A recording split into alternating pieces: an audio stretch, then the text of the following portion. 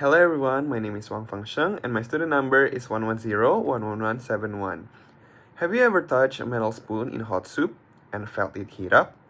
Or have you ever wondered why your hot chocolate cools down after a while? Well, that is because something called heat is working. In this video, we're going on a fun journey to discover and learn about the heat equation. Okay, let's start with something super simple but really amazing. What actually is heat? Have you ever stood near a campfire and felt warm, even if you are not touching the flames? That warmth you get is caused by something called heat. But what is heat really? So, everything in the world, your books, your clothes, even yourself, is made up of tiny, invisible building blocks called atoms and molecules.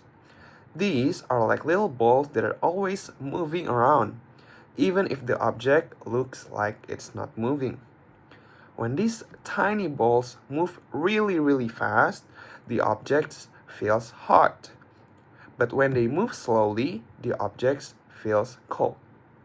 So, heat is just energy from the motion of these little particles. We call this kind of energy thermal energy. Thermal energy is often measured in joules. The faster the motion, the more thermal energy there is. We can measure thermal energy using temperature. There are three common units for temperature measurements, such as Celsius, Fahrenheit, and Kelvin. A higher temperature means more thermal energy is present. But thermal energy doesn't stay in one place. It always moves from hotter objects to colder ones.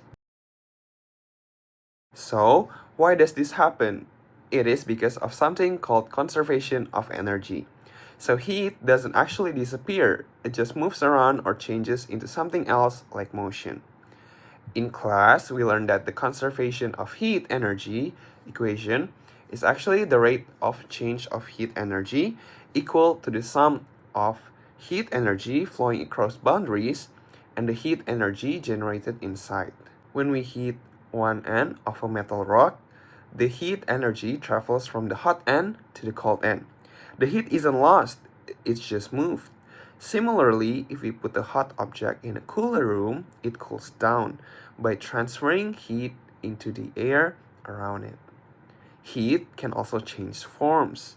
For example, in an engine, thermal energy might be converted into motion, but it doesn't vanish. Rather, it just changes type. Next, we're going to talk about heat flux. Heat flux is the term used to describe the rate at which heat energy flows through a surface. It tells us how much heat passes through a certain area every second. Heat always flows from hotter areas to colder ones, and the greater the temperature difference, the faster the heat moves. The equation for heat flux is minus K times gradient T. K represents a number that tells us how good the material is at conducting heat, called thermal conductivity. Gradient T is the temperature gradient, meaning how fast temperature is changing in space. The minus sign means that heat flows from hot to cold. Heat doesn't just move. Sometimes it's made. That's called a heat source. Examples: a heater in winter, the sun in summer. Even your body makes heat when you run or jump. In math, we show this with something called QXT. That's just a fancy way of saying here's how much heat is being made at a spot and time. Now, let's talk quickly about Fourier's law of heat conduction by Jean-Baptiste Fourier. So he comes up with a law that tells us, number one, if the temperature is constant in a region, no heat energy flows. Number two, if there are temperature differences, the heat energy flows from the hotter region to the colder region. Number three, the greater the temperature differences for the same material, the greater the flow of heat energy. Last one, number four, the flow of heat energy will vary for different materials. even with the same temperature difference.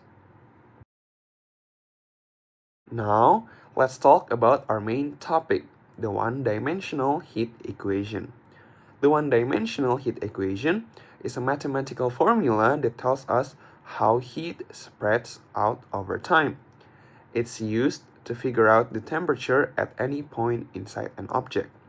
It's called a one-dimensional heat equation because it describes how temperature changes over time in just one direction or one dimension, usually along a straight line, like the length of a rod or wire.